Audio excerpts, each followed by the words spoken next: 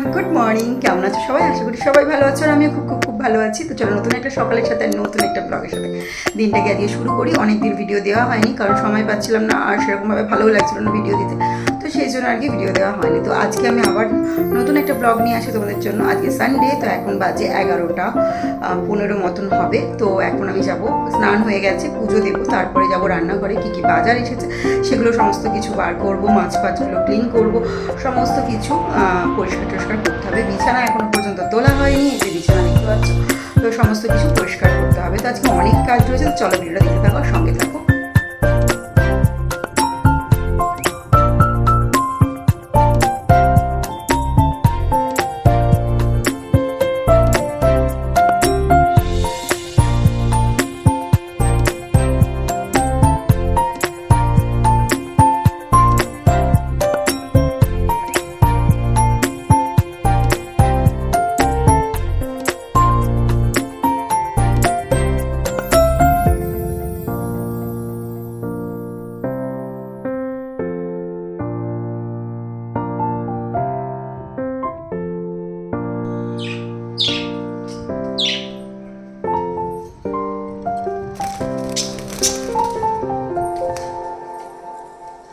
ও পাখিটাকে জল দিতে হবে, খাবার আমি দিয়ে দিয়েছি।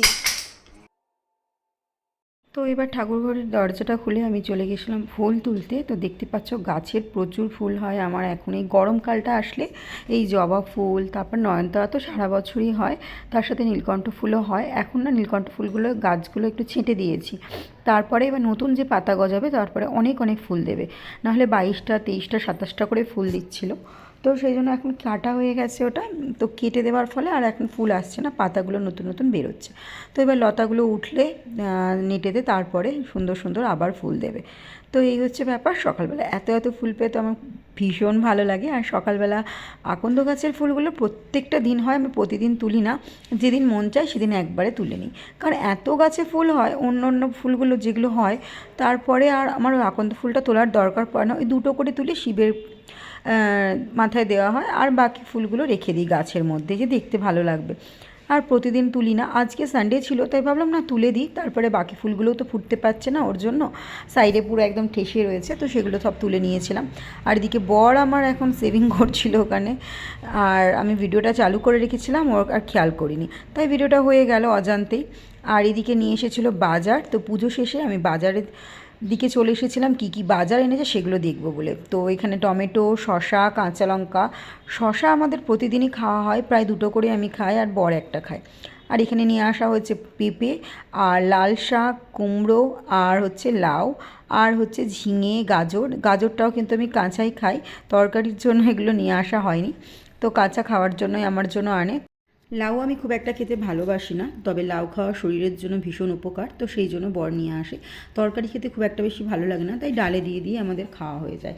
মেয়ে তো একদমই পছন্দ করে না লাউটা খেতে। তো এই হচ্ছে ব্যাপার। তবে লাল শাক, কুমড়ো এগুলো আমি খেতে ভালোবাসি। আমি সবজির মধ্যে পেঁপে আর ওই লাউটা আমি একদমই খাই না। আর এদিকে শুকনো লঙ্কা এনেছিল, যেহেতু আমাদের শুকনো লঙ্কা না বাটা হয়, বেটে তরকারি করা হয়, তো সেই জন্য। আর এখানে আমার জন্য নিয়ে এসেছিলো ছাতু, আর বরের জন্য চানাচুর। আর আমি গোটা ধনে আনতে বলেছিলাম, কারণ ধনেটা শেষ হয়ে গেছে আমার না। নিজে পাউডার বানিয়ে সেগুলো রান্নাতে ইউজ করতে আমার বেশি ভালো লাগে। মানে ধনেটা ডাইরেক্ট যখন আমরা বাটি শিলে তখন ওর টেস্ট একটা আলাদা হয়, আর পাউডার ইউজ করলে সেই টেস্টটা আসে না। তো সেই জন্য জিরে পাউডার বলো আর শুকনো লঙ্কা পাউডার বলো, সমস্তটাই আমরা বেটে ইউজ করি। প্রত্যেকটা সবজিতেই বাটা মশলাই আমরা ইউজ করে থাকি, তো টেস্টটাও সুন্দর আসে। আর মিক্সার খুব একটা বেশি ইউজ করি না, শিলে বেটে নেওয়ারই চেষ্টা করি যাতে সুন্দর টেস্ট হয়। এই যে রবিবারে বাজার আসলো, আবার সানডেতে বাজারে যাবে, তার মাঝে বাজার আসতেই থাকি টুকটাক টুকটাক। প্রতিদিন আমার বর বাজারে ঘুরতে যায়, একবার করে কোনো কিছু দেখতে পেলেই ওর ভালো লাগলেই নিয়ে চলে আসে। কাল রাতে বাসন মাজা হয়নি, এখানে রয়েছে বাসন পড়ে, তো এগুলো এখন আমি সমস্ত মাজবো। তার আগে এখানে দেখে নিই কী কী মাছ এনেছে। তো এটা জল পড়ছিল বলে আমি বললাম এর মধ্যে রাখতে, তবে মাছগুলো দেখে নেবো কী কী মাছ এনেছে, দিয়ে ড্রামটা আমি এখানে নামিয়ে দেবো।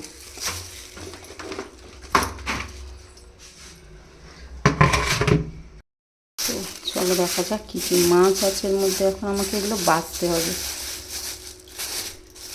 তো এর মধ্যে রয়েছে রুই মাছ, যেটা এখন ধুতে হবে। তো তো রুই মাছটা আমি যে ঢেলে দিলাম এর মধ্যে।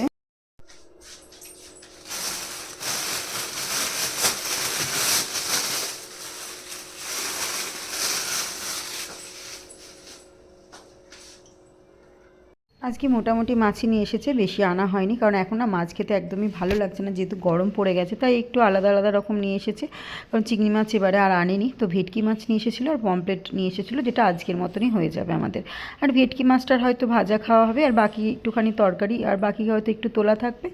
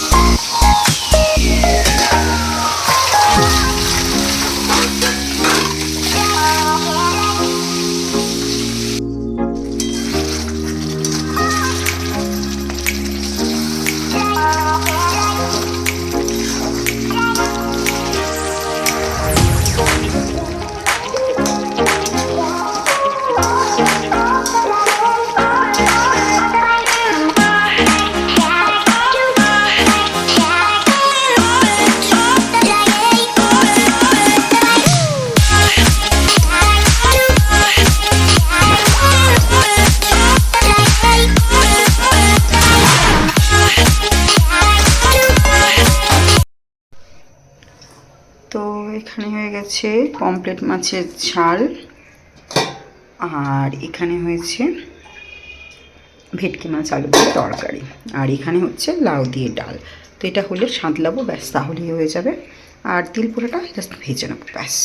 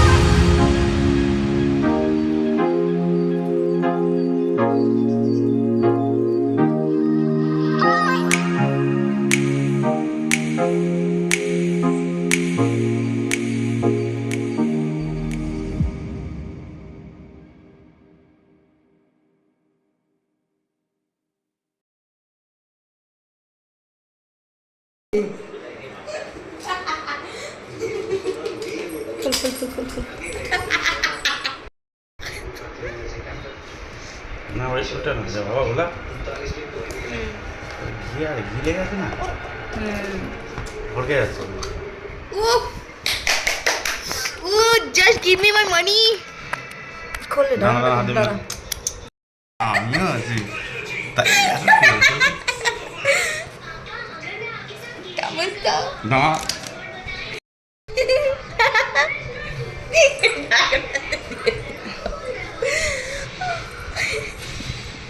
এটা পৌঁছে দিয়ে দেয় হ্যাঁ ও চামচ দাও না খাব দেবো লেবু বেশি দেবো নাকি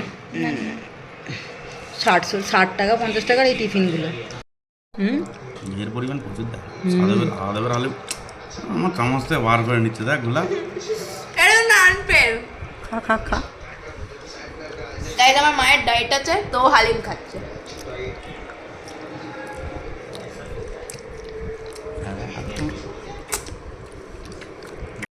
তো চলো আজকে ভিডিওটা এখানেই শেষ করলাম। সকলে ভালো থেকো, সুস্থ থেকো, সকলকে ভালো রাখার চেষ্টা করো। ভিডিওটা ভালো লাগলে একটা লাইক আর একটা কমেন্ট করে যেও। আর হ্যাঁ, চ্যানেলটাকে সাবস্ক্রাইব করতে কিন্তু ভুলো না। টাটা।